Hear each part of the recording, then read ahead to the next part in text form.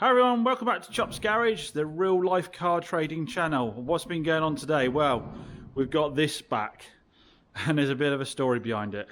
So this has the dubious pleasure of being only the second, I think it's only second, can't think of another one, only second car in all the time I've been trading I've ever had to do a refund on.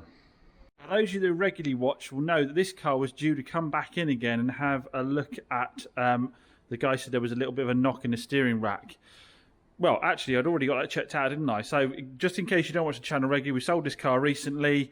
Went out to the guy, had it for a few weeks. He messaged me and said he had a bit of a knocking from the steering rack. So I said, no problem at all, get it in the garage.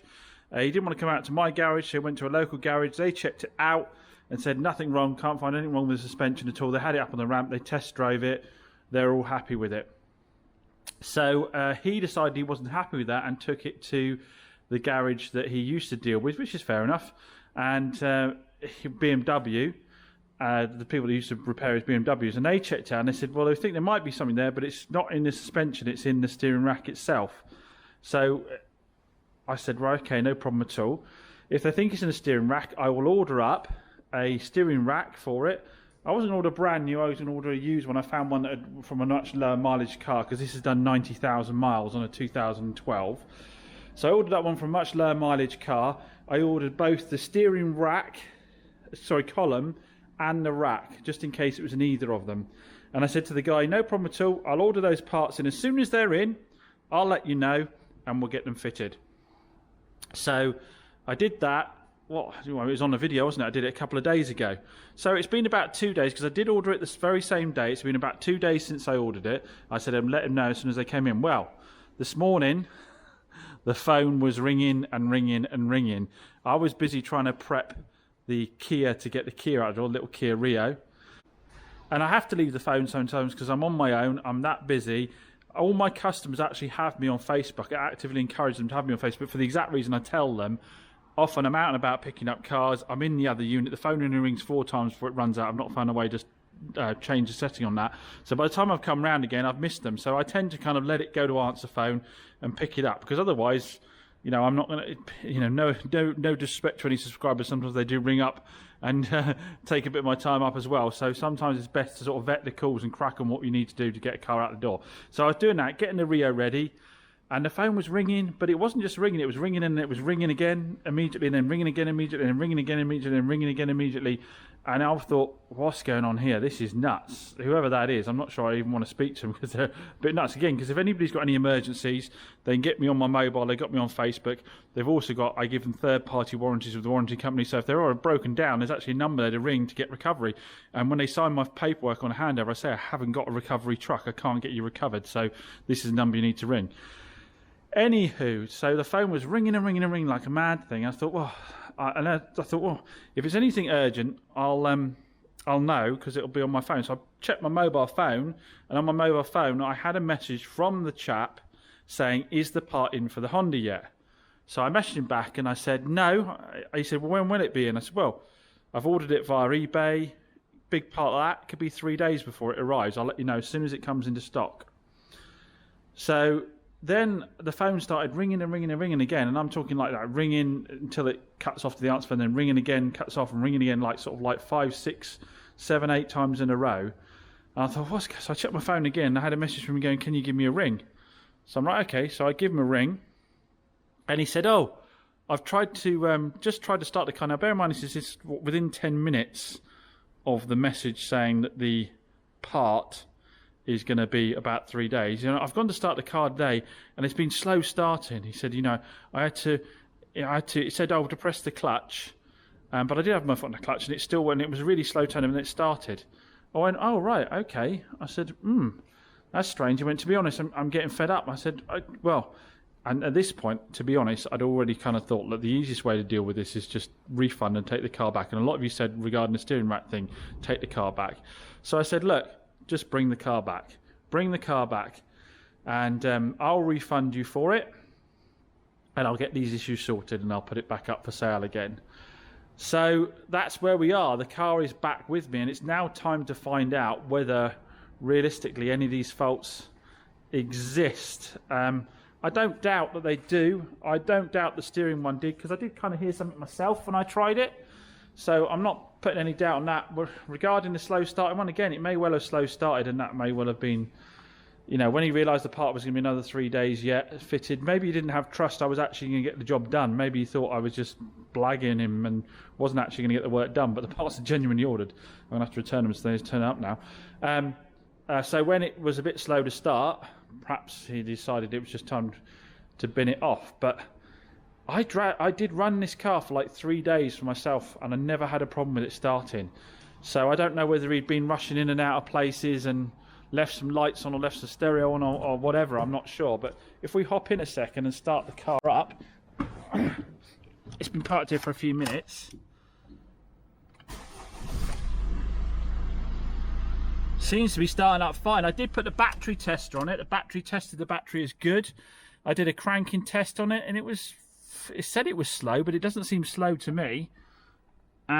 So I guess the only thing I can do is continue to test the car, maybe run it for a couple of days myself again and see if I get any slow cranking, but I never did now. Regarding the knocking, if we start the car up, close the door, see if we can hear it with the door. There you go, can you hear that? Stereo off. It's not really doing it at all now, to be honest. I think it's just a 90,000 steering rack, to be honest. A lot of these have rubber bushes in them, and if you can hear a little bit there if you're listening out for it, and that's really all I could hear when I tried it. And I was probably a bit soft saying I'd change it. To be honest, what I probably should at the end of the day is it's 92,000 miles. Do you know what I mean? 61 miles to the gallon average. It's pretty amazing, isn't it? Let's have a little spin around the car park a second and see if it makes any difference. This is when he said it was doing it at low speeds. When you were turning at low speeds, make sure no one's come in. This is private land, of course, by the way, guys. I'm not putting anybody at risk.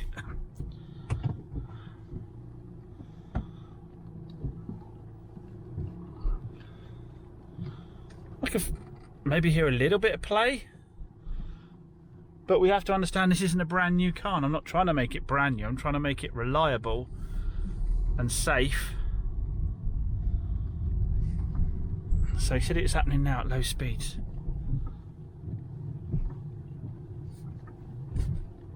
I guess there's a little something there. Oh, hold on.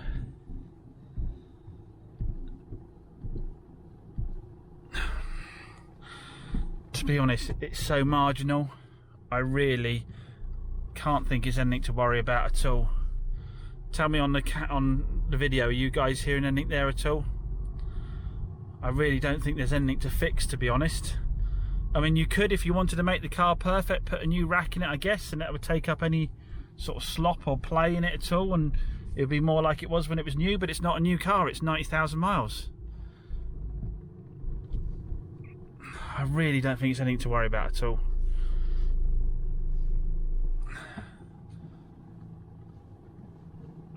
So, anyway,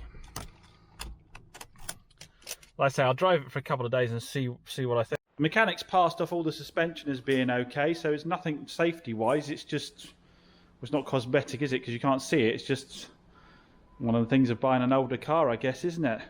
Now, he's obviously perfectly within his rights. He's within 30 days. So within 30 days, you can bring a vehicle back for any fault. Although, I guess it's questionable if there's a fault. You can bring it back for any fault and get a refund on your money. And I'm not in the habit, I'm not going to be pushing cars onto people. He was a nice enough chap. He might be having expectations that are a little bit too high for a vehicle of this age. I don't know, maybe not. I think the vast majority of people would say the expectations were maybe a little bit too high. I think he's got a lot on his plate at the moment. There is some family illness, that kind of stuff. So I am sympathetic to that. And he doesn't know me. Maybe he thought I was a dealer that would just, you know, I'd sold him a pup and I wasn't going to get any of the things sorted. I would have, like I say, I bought the parts. I would have put the rack in it if the guys told me it was going to make any difference at all after they'd had a look at it, because I was going to use my garage. But there we go. So what we'll do is, like I say, test it for a few days, and if I sell it again and I don't do the rack, I think what I'll do is I'll get in the car with someone, I'll rock it and go, there's a little bit of play in the steering rack, and if they're happy with it, they'll buy the car. If they're not, they won't. Or we can offer to get it done. The thing with this one as well is we discounted the price quite a bit for him as well. So sometimes that's not the right move. I could put all the new replacement rack in it and charge the full price and not discount it at all. But I really am in two minds as it's worth doing, because unless you guys were hearing anything on the video that I wasn't hearing in person, I don't think anything major to worry about. Again, I don't want to think that there's any sort of bad feeling towards the guy at all or not. I really am laid back about these kind of things. Life's too short. I'm doing good business. I sold out last month. I'm sure cleaned up, the car will sell again, no problem at all. And hopefully, from his point of view as well, as a dealer, he was really nice when he came in. He'd put a full tank of diesel in it, unfortunately, just before he bought it back as well. And I gave him some money towards that, because it just seemed like the fair thing to do as well, because he filled the tank right up, and fuel isn't cheap at the moment either, is it? And I'm sure he wouldn't want to write that off just for the fun of it. So he's obviously lost confidence in the car, and so I kind of felt he deserved that as well. So yeah, no malice towards him. Like I say, life's too short. I had a good month last month. I'm sure the car will sell again, and it's going to happen every now and then. What I would say to you is that those of you that follow the channel and are looking to start up car business, or just start up car businesses, don't be spending all your money. You do need to have a contingency fund where you can do this. You don't want to be keeping the customer waiting while you try and work out your finances to get the money back to refund them for it. You should always leave the money in a pot to refund someone on the car. So like I was about to say, with this guy, hopefully his opinion of me is, although he bought a car and he found a fault with it, when he highlighted the fault, I was ready to fix it. When he decided he wanted to return the car, I was ready to refund him without question, with no hassle. Smiles and handshakes, no problems at all, no nastiness. So hopefully his viewpoint of me is that, well, it's the viewpoint you hope most people have, is that I haven't got, like a crystal ball that tells me what might go wrong with a car.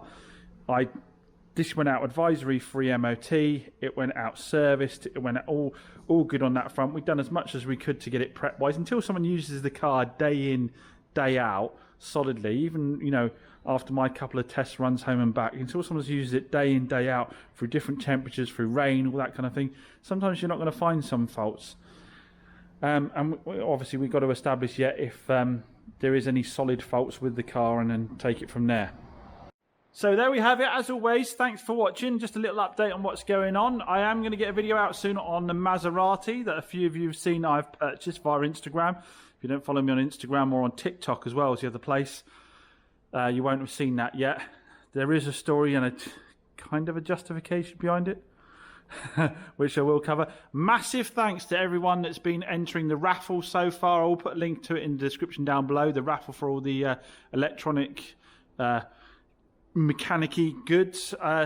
Numbers are looking really good on it. It's like the Devon Hospice is going to get a really good result from that. And I am in touch with somebody within Devon Hospice. So when we total it all up, I will actually show you guys me handing it over, so it's genuinely gone to the right home on that. But massive thanks to everybody for support, and the amount of people that said, do you know what, I'm just going to do it for the hospice alone, because it is a fantastic cause. So a big thumbs up to all of you, but much appreciated. Thanks for that, and I'll see you on the next one.